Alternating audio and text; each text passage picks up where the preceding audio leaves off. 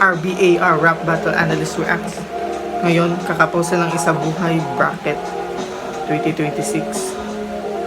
Prediction tayo ngayon.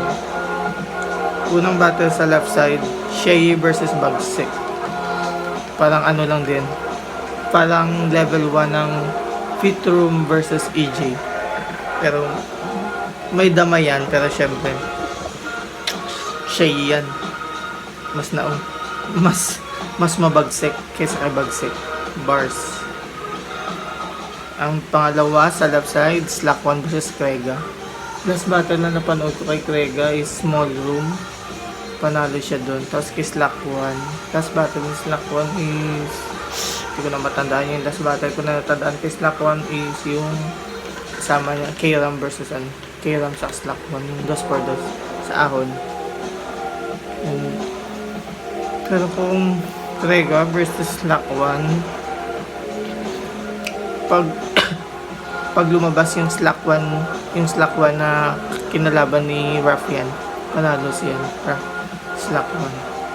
Pero kung yung Slack 1 lang na kay Bitroom, Krega. Pero Slack 1 ako. Una siya yung Slack 1. Pangatlo, Fruz versus Killan. Fruz. Automatic Fruz. Wala nang intro Fruz na. Ruffian versus Goryong Talos. Siguro mas lamang si Ruffian sa punch saka sa angles. Goryong Talos panigurado may dito, may setup na naman about sa anime. So sa left side, Shay, Slack 1, Fruz saka Ruffian. Quarterfinals, Shay versus Slack 1. Kung Shay versus Slack 1 naman, Shay versus Slack 1, alam ko Shay pa rin, panigurado Shay. Pero Slack 1, magaling din naman si Slack 1. Lamang lang ata si Shay sa oras. Lamang si Shay sa oras kasi lagi si Shay OT, overtime. Pero sa sulat naman, mas lamang lang si Slack 1 siguro sa jokes na may bars. Kasi si Shay punchliner din naman, may setup, medyo mahaba lang setup ni Shay, pero dumalan din sa dulo. Syempre all God si Shay. Experience, siguro by experience Shay. Quarterfinals. Round 2 naman, quarterfinals is Ruffian versus Fruz. Kung Ruffian versus Fruz naman,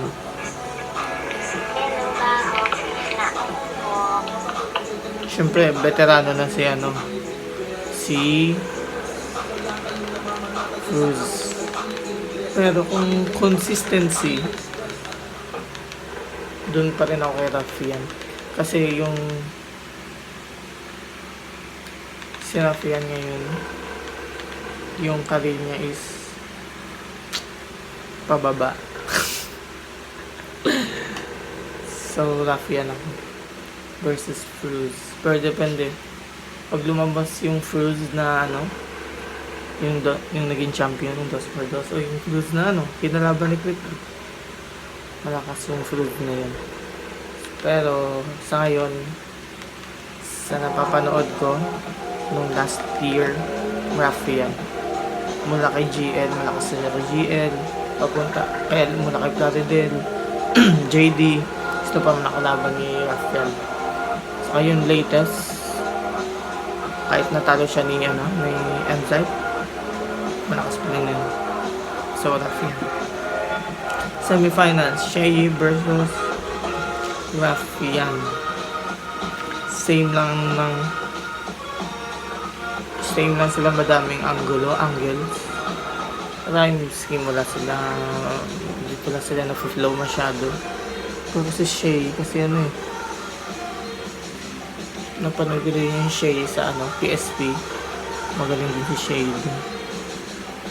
Panigurado, Shay versus Raffian. Pero si Raffian, anong lamang ni Raffian kay Shay? Si Raffian, sana ano lang yung mga anggulo ni Raffian. Hindi naman ulit pang kasi may mga angles din kasi si Raffian na hindi effective. Hindi nadaan niya lang sa word play. Pero kung ako papipiliin, Shay versus Raffian, siguro Shay. Kung botohan, siguro 3-2 para kay Shay. Dikit lang yung Raffian versus Shay. Basta Shay. So kabilang bracket. Sa right side is Poison 13 versus Sensei. Last na panood ko kay Sensei, Zoning 20 ba yun? Or Zoning 21? Hindi ko na matandaan. Hindi ko matandaan kung malakas din si Sensei kasi pag mga natatandaan ko din naman, or hindi ko na masyado napanood yung mga battle ni Sensei. Pero panigurado, alam ko na, Poison 13. Sa pangalan pa lang na Sensei, Japanese. Anime bars na naman to. May setup na naman to si Poison. Sa Sensei pa lang na pangalan. Papaulanin naman ang multi. So, Poison 13. Pangalawa sa right side, G-Clown versus Unico. Kung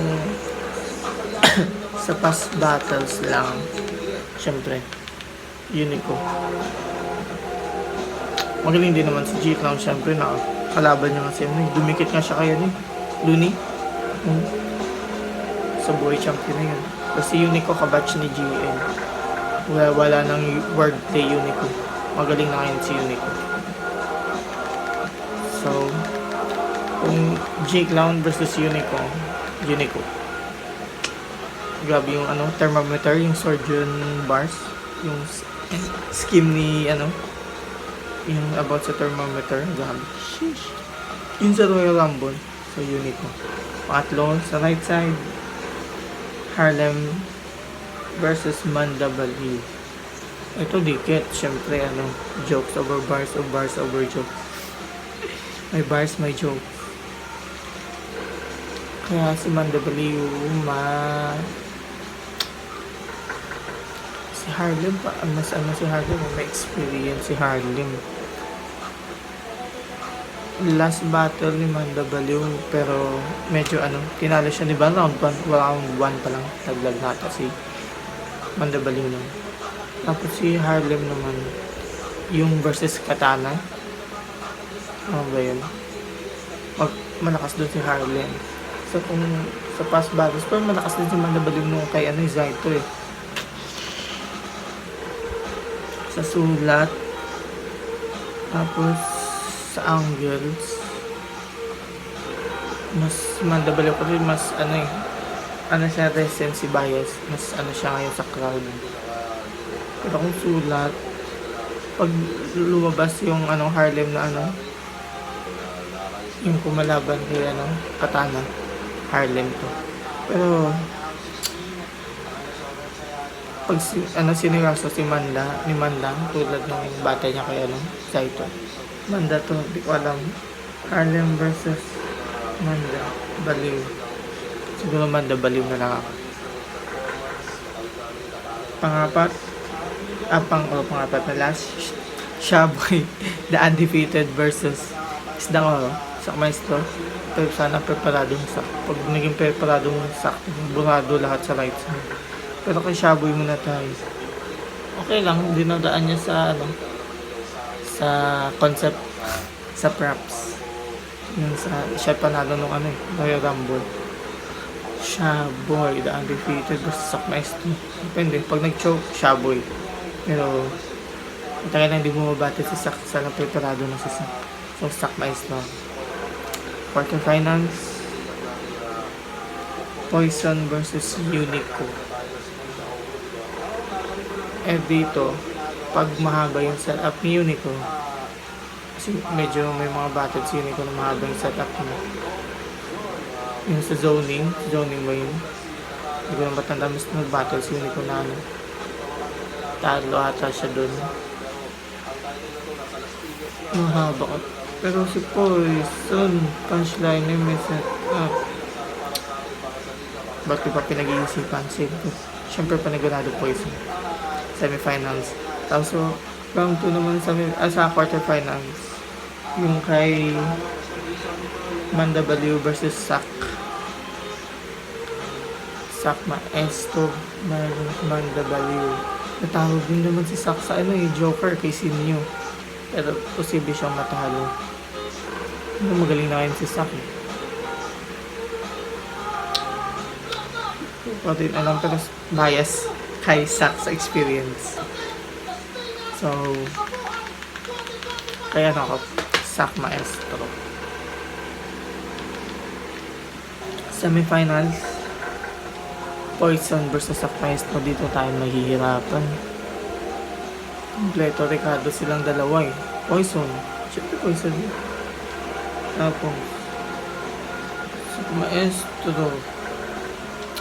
Hindi na kasi bumabati si Sak eh. 50-50.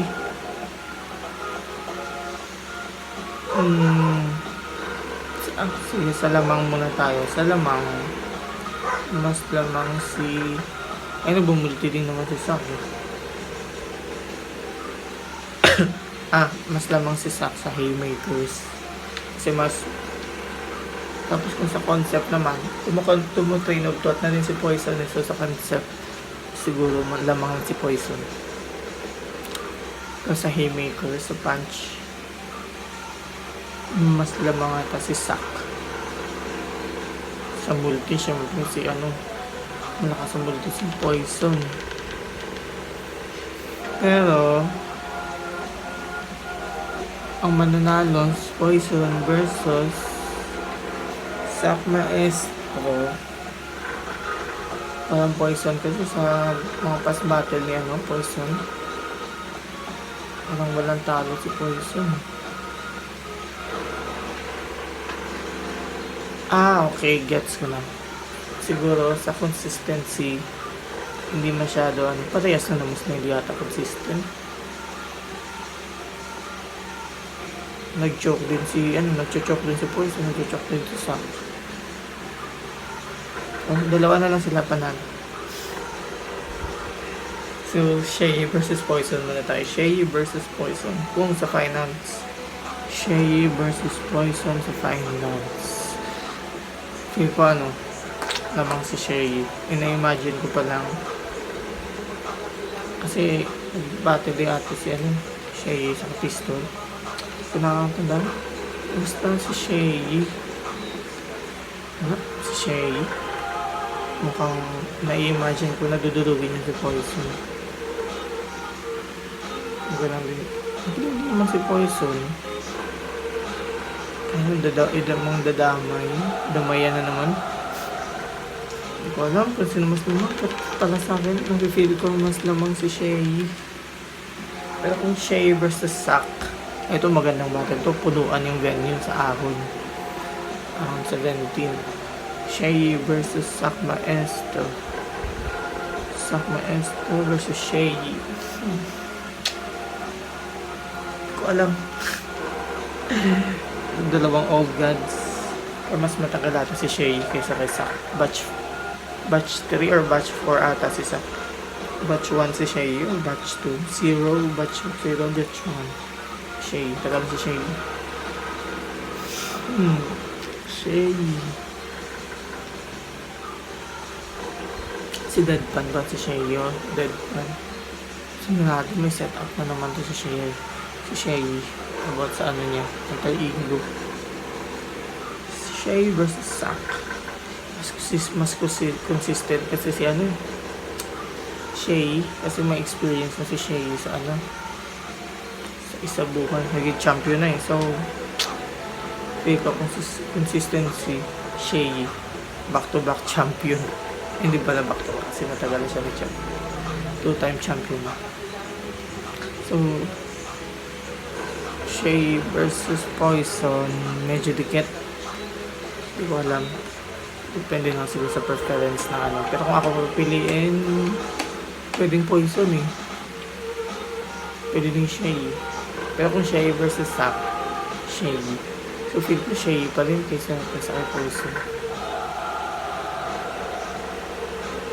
So yun. 2020, ngayon 2026. Tatlo lang yan mag-champion feel ko. Si third siguro si Poison, second si Zack. Kung hindi si Zack, si Slack, pwede si Slack eh. Or si second saka first na tayo. Second si ano,